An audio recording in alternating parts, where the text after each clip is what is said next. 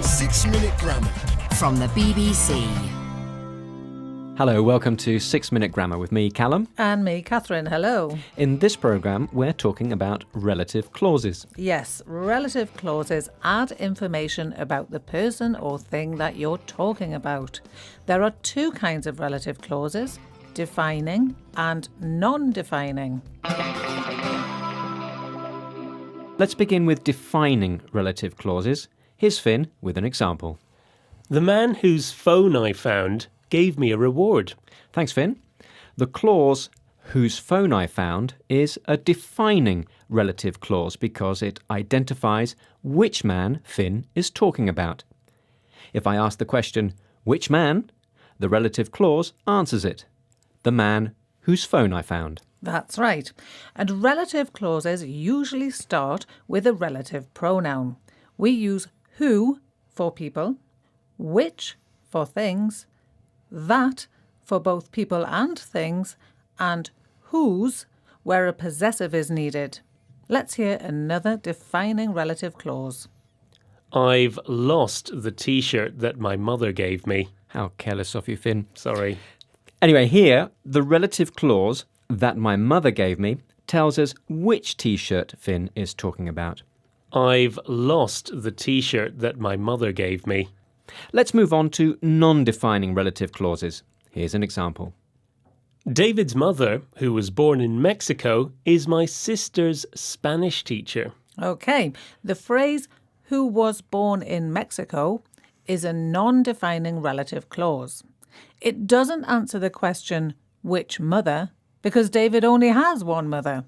Instead, the relative clause gives us extra information about David's mother. She was born in Mexico. In fact, if we leave the relative clause out entirely, the sentence still makes sense. David's mother is my sister's Spanish teacher. Now let's look again at relative pronouns. We can use them to refer to the subject or object of a clause. Finn, who is Daniel Radcliffe? Daniel Radcliffe is the actor who played Harry Potter. In this sentence, the relative pronoun who refers to the subject, Daniel Radcliffe. Daniel Radcliffe plays Harry Potter.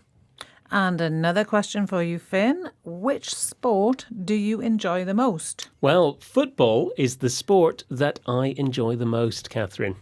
This time, the pronoun that refers to the object. And you can usually leave out object pronouns like this. Football is the sport I enjoy the most. You're listening To bbclearningenglish.com. For non-defining clauses, you can't leave out the pronoun. Also, non-defining relative clauses can't begin with the word that. Use which instead, like this. Last year I went to Paris, which is the capital of France. The clause, which is the capital of France, is giving us extra information. We can leave it out and still understand the sentence. Last year I went to Paris. And now it's time for a quiz. Join these sentences together using a defining or non-defining relative clause. Number 1. The bus was very late. I took it this morning. The bus was very late. I took it this morning. The bus that I took this morning was very late. Or you could also say, the bus I took this morning was very late. You can. Very good. Number 2. My car needs repairing. I only bought it last month. My car needs repairing. I only bought it last month.